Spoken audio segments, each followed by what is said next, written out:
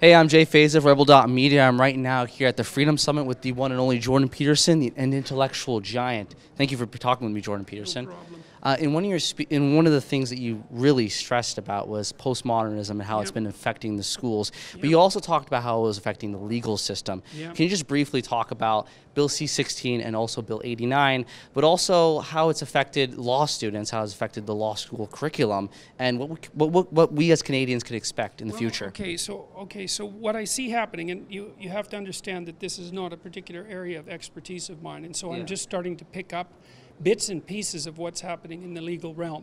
But one of the things you see, for example, is that the policies that have granted the social justice tribunals power in Ontario, in the policies, in the formal policies, there's a statement that those tribunals are allowed to suspend normal jurisprudential principles.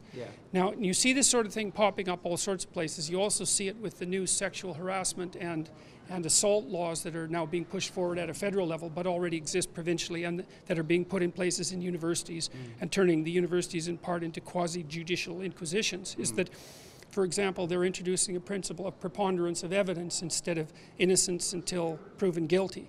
And so there are these, and the reason for that, as far as I can tell, is that the postmodern critique of the Western legal system is that it's an oppressive patriarchal institution in its essence, and as a consequence. But are these for criminal cases or for civil and tort law, those types of laws? Well, at the moment, mostly it's for, that's a good question. It spans different dimensions, I would say, because, for example, in the universities where sexual harassment and assault cases will be tried, it's not even a judicial system at all. It's a quasi-judicial system, and in the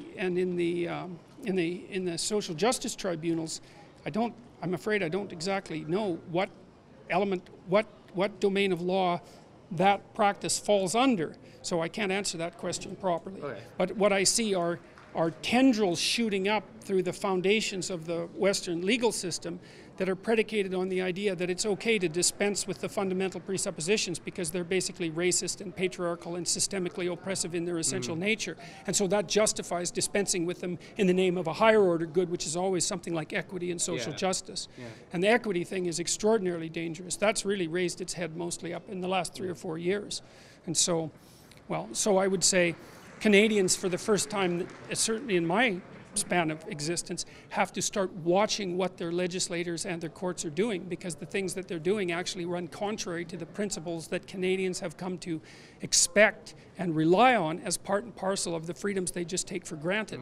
We're not in a position in Canada anymore where we can take the stability, the continued stability of our legal system and the freedoms that that's granted us for granted.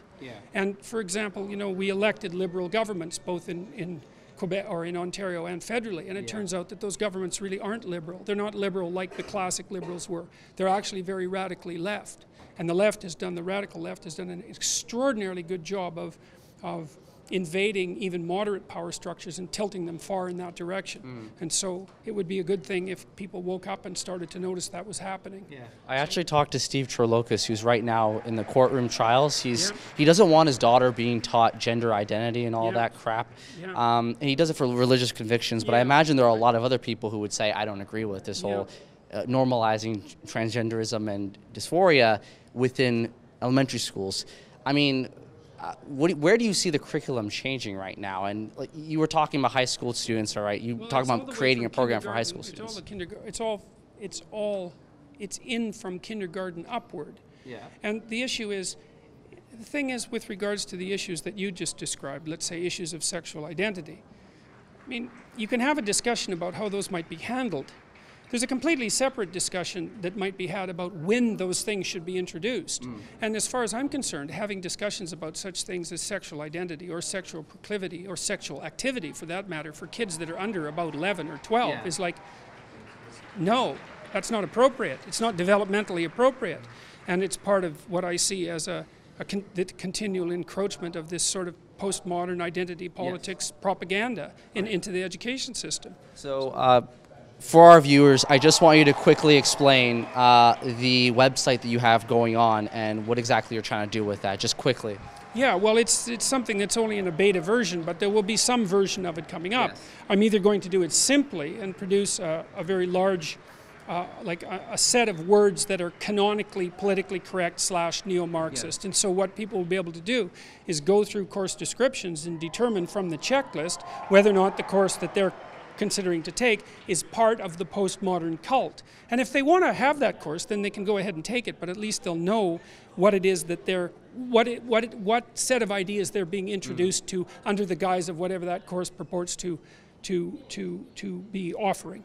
And so they can make an informed decision. So you could think about it as a consumer information website. But the more advanced version of it that I hope will work properly is to train an artificial intelligence system to distinguish between postmodern and non-postmodern texts so that students can enter the course descriptions by themselves along with the professor's name, along with the institution's name, and along with the discipline's name, so that there can be an online system built up that becomes increasingly widespread in its coverage, so that students can find out who the people are who are leading these cults, so to speak, and which universities are at the head of it, and which professors are pushing it, and which disciplines have become corrupt, so that people can stop taking the damn courses. They need to know what they're going to be taught in those courses and why. And one of the things that's kind of sad about courses like that is that I believe that you can learn about 10 principles that underlie the postmodern doctrine, and you've pretty much learned the entire intellectual corpus that underlies the courses themselves. It's like it's formulaic. It's you learn 10 or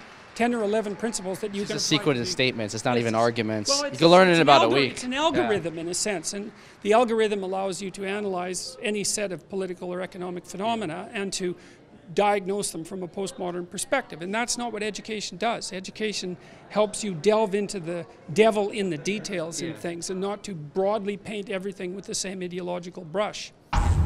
If you enjoyed my interviews with intellectual giants, like and subscribe to the Rebel.media.